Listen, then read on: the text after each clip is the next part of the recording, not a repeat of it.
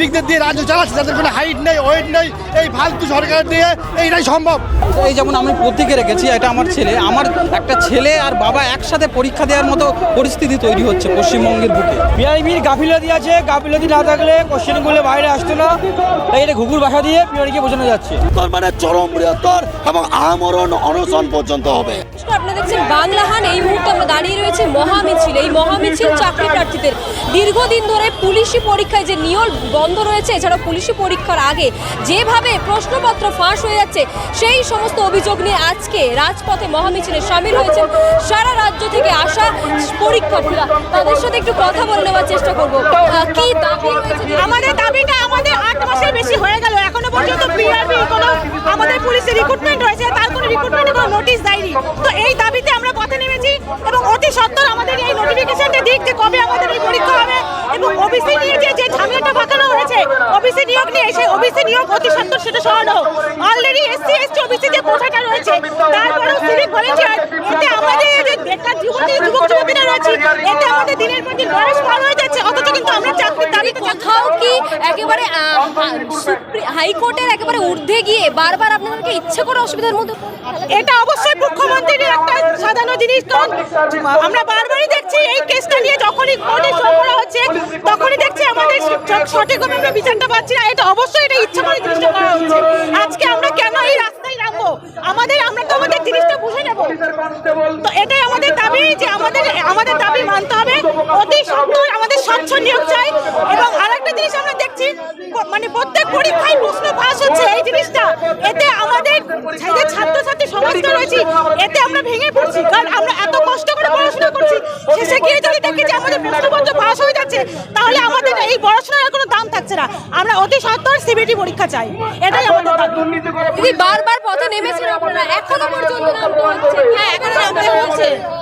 আমাদের তো স্বচ্ছ নিয়োগ হচ্ছে না, এক্সাম হওয়ার আগে আমাদের কোশ্চেনটা লিক হয়ে যাচ্ছে। আর আমরা যারা পড়াশোনা করছি, রেগুলার প্রতিনিয়ত পড়াশোনা করছি, আমরা তো ভরসা হারিয়ে ফেলছি। আমরা পড়াশোনার যে ইয়েটা সেটাই তো আমরা হারিয়ে ফেলছি, যেহেতু আমাদের এক্সাম হচ্ছে না। ফর্ম ফিল আপ হয়ে যাওয়ার পরে আমাদের এক্সাম হচ্ছে না, এক্সাম হলে আমাদের নিয়োগ হচ্ছে না। আমাদের রিক্রুটমেন্ট প্রসেস ওবিসির বাহানায়, এই বাহানা সেই বাহানা দিয়ে আমাদের আটকে রাখছে কেন? আর তাছাড়া সিভিকদের এক্সট্রা করে রিজার্ভেশন দেওয়ার কি দরকার ছিল?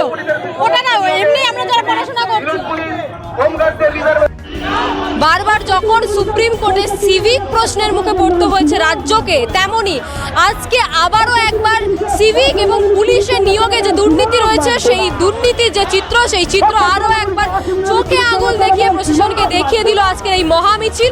যেই মহামিছিল শিয়ালদা কোর্টের সামনে থেকে ধর্মতলা পর্যন্ত শুরু হয়েছে এবং এই মিছিলে সারা রাজ্য থেকে আসা বিভিন্ন যে চাকরি প্রার্থীরা রয়েছেন, যারা বারবার পরীক্ষায় উত্তীর্ণ হয়েও তাদের নিয়োগ এখনো পর্যন্ত স্তব্ধ রয়েছে, তারা আজকে এসেছেন। তারা গামছা নিয়ে, তারা একেবারে ঘুঘুর বাসা, অর্থাৎ আজকে যে দুর্নীতি রয়েছে সেই সমস্ত দুর্নীতির বিরুদ্ধে তাদের যে ক্ষোভ, সেই ক্ষোভ কিন্তু ক্রমশ প্রকাশ্য এই কলকাতার রাজপথে।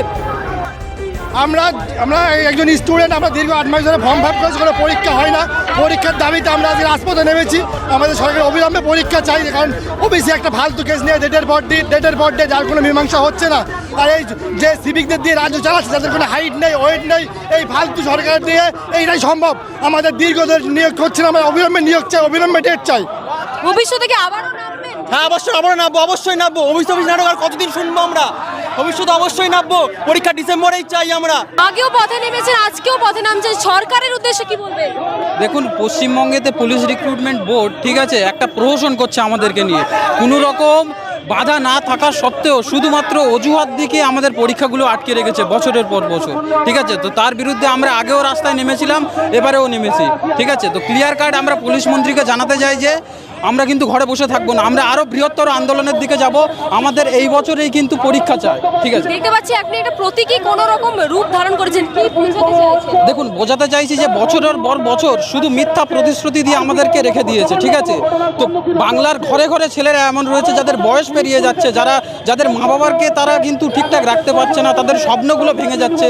তাদের ছেলেরা, এই যেমন আমি প্রতীকে রেখেছি, এটা আমার ছেলে, আমার একটা ছেলে আর বাবা একসাথে পরীক্ষা দেওয়ার মতো পরিস্থিতি তৈরি হচ্ছে পশ্চিমবঙ্গের বুকে। ম্যাক্সিমাম প্রায় 80% সিভিক টিচার আছে। যতক্ষণ মতো ফ্রেশ ক্যান্ডিডেট না নেবে এই চলবেই। সিভিক ভলেন্টিয়ারদের একেবারে প্রশ্নের মুখে পড়তে হয়েছে সুপ্রিম কোর্টে। হ্যাঁ, সিভিক দিয়ে চালাতে তাই হবে তো। সিভিক মানে পুলিশ বলে সিভিক। রাজ্য সরকারের ইমিডিয়েটলি যে সমস্ত রিক্রুটমেন্টগুলো হয়েছিল সেগুলো পরীক্ষা চালাতে হবে এবং আরও রিক্রুটমেন্ট বার করতে হবে এবং সিবিটি প্রসেস চালু হবে। সিবিটি প্রসেস চালু হলে দুর্নীতি কোনো ফাঁস হবে না, কোনো কোশ্চেন ফাঁস হবে না। নিয়োগে দুর্নীতি, তাই এত অপরাধ বেড়ে চলেছে বলে মনে করছেন? হ্যাঁ, চলছে তো, কন্টিনিউ চলছে, দুর্নীতি চলছে নিয়মিত। ঘুঘুর ভাষা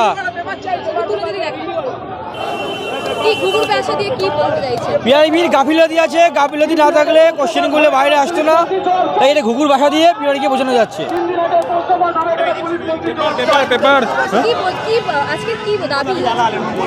আমি দালাল, আমি পেপার বিক্রি করতে এসেছি এখানে, টাকা দিলে পেপার মিলবে এখানে। এই যে বারবার পরীক্ষার আগে আমরা দেখতে পাচ্ছি প্রশ্নপত্র বিক্রি হয়ে যাচ্ছে, ফাঁস হয়ে যাচ্ছে, তার জন্য কি টাকা নিয়ে বেরিয়েছে? হ্যাঁ ম্যাম, আমরা একটা দেখছি অসৎভাবে নিয়োগটা আর কি হচ্ছে, যার ফলে অসৎ যারা চাকরি প্রার্থী আছে তারা আর কি আমাদের ডিপার্টমেন্টের মধ্যে ঢুকে পড়ছে, যার ফলে সৎ চাকরি প্রার্থীরা বঞ্চিত হচ্ছে, যার জন্য আমরা আজকে রাস্তায় নেমেছি এবং আমাদের অনেকদিন ধরে পরীক্ষাটা পেন্ডিং হয়ে আছে, পরীক্ষা হচ্ছে না, যার জন্য আমরা রাস্তায় আজকে নামতে বাধ্য হয়েছি। আমরা যদি পরীক্ষা না হয় পরে আমরা বৃহত্তর আন্দোলনের জন্য আমরা ডাক দেবো। এর আগেও আপনাকে দেখেছি বারবার আপনি বিচারের দাবির জন্য, নিয়োগের দাবির জন্য পথে নেমেছেন, আজকেও নামতে হয়েছে। আজকে এখানে নামার কারণ রাজ্য সরকারের ধাস্তামি শুরু করেছে, ছাত্রদের ইমোশন নিয়ে ধাস্তামি করছে, দিনের পর দিন সিভিকদের রাজ্য চালাচ্ছে, সিভিককে র্যাপের ড্রেস পরে রাস্তায় নামিয়ে দিচ্ছে।